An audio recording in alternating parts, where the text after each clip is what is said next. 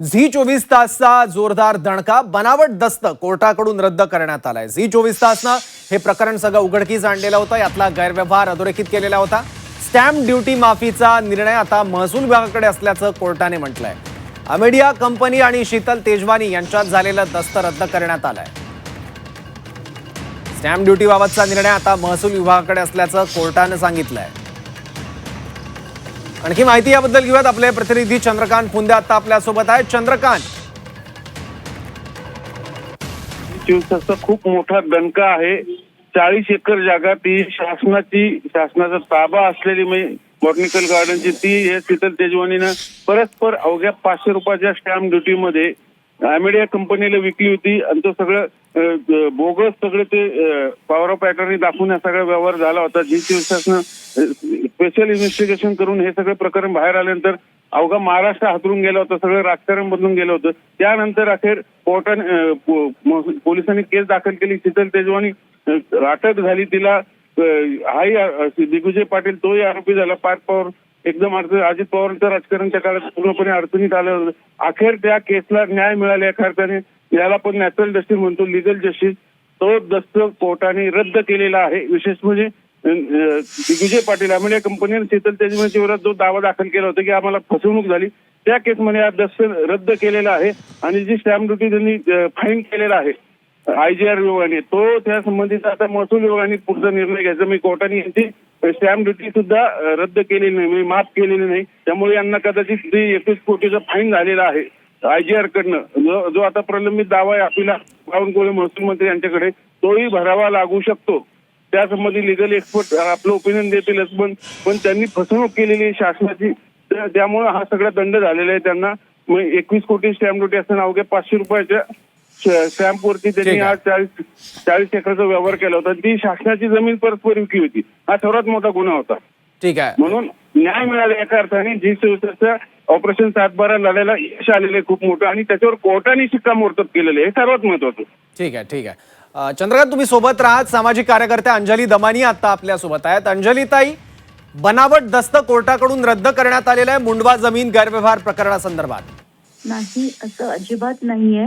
उलट आता मला जी माहिती मिळते ती एक्झॅक्टली याच्या ऑपोजिट आहे। मला असं माहिती मिळते की अमेडिया कंपनीने कोर्टामध्ये हा दावा केला होता की हा दस्त रद्द करण्यात यावा, आणि त्याप्रमाणे कोर्टाने तो रद्द करण्यात आलाय। आता मला अजून मी ती ऑर्डर वाचलेली नाहीये, पण जर मला त्यातनं माहिती ही हवी आहे की त्यांची जी स्टॅम्प ड्युटी होती त्याबद्दल कोर्टाने काय म्हटलंय, तर तुमचं जर रिपोर्टर असेल, त्यांच्याकडे ती ऑर्डर असेल, तर त्याच्यातनं जर वाचून दाखवलं। अंजलीताई, आमच्याकडे जी माहिती आहे त्यानुसार स्टॅम्प ड्युटी माफीचा निर्णय हा महसूल खात्याकडे सोपवलाय, असं कोर्टानं नोंदवलेलं आहे। असं जर कोर्टाने नोंदवलं असेल तर ठीक, नाहीतर महसूल जर कुठला त्यांनी वेव केला असेल तर मात्र अतिशय संतापजनक अशी ही ऑर्डर आहे, आणि याला मात्र नक्कीच शासनाने चॅलेंज करणं गरजेचं आहे। तर आत्ताच्या घटकेला खरं यांना कलेक्टरांनी ही केस कोर्टात टाकलेली असताना अमेडियालाही टाकणं काहीच गरजेचं नव्हतं। तरी जर त्यांनी करून असा काही करण्याचा, त्यांना स्टॅम्प ड्युटी वेव्हर मिळण्याचा जर प्रयत्न केला असेल तर तो मात्र मंजूर झाला नाही पाहिजे।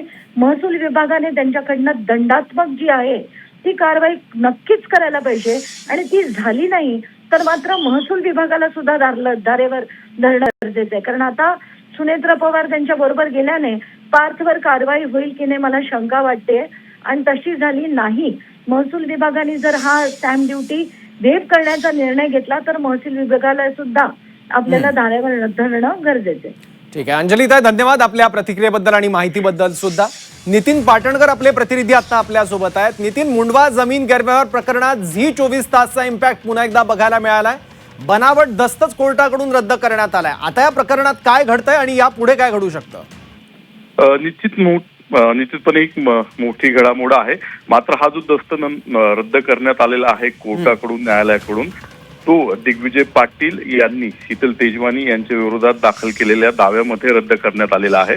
त्याचबरोबर हा दस्त रद्द करावा अशी मागणी मुद्रांक शुल्क विभागाने देखील कोर्टाकडे केलेली होती, मात्र त्यावरती निर्णय झालेला नाहीये। यांनी आपापसात ठरवून हा दावा केला होता का हा महत्वाचा भाग आहे, आणि त्यावरती हा निर्णय आलेला आहे। मात्र हा दस्त रद्द झाल्यानंतर जी स्टॅम्प ड्युटी होती ती माफ केली जाणार का, किंवा ती स्टॅम्प ड्युटी मधनं त्यांना वगळलं जावं, ती मागणी केली जाऊ नये अशी देखील दावा दिग्विजय पाटील यांच्याकडनं केला जाऊ शकतो. मात्र जिल्हा प्रशासनानं मुद्रांक शुल्क विभागानं जो दावा दाखल केलेला आहे त्यावरती कोर्ट काय निर्णय घेते, त्यांच्या मागणीवरती देखील कोर्टाने तोच निर्णय घेतला तर दिग्विजय पाटील, शीतल तेजवानी यांच्यावर कारवाई होऊ शकते. ठीक आहे नितीन, धन्यवाद या माहितीसाठी. मीडिया कंपनी तेजवानीमध्ये झालेलं दस्त हे रद्द करण्यात आलेलं आहे. झी 24 तासनं हे सगळं प्रकरण उघडकीस आणलेलं होतं, यातला गैरव्यवहार समोर आणलेला होता.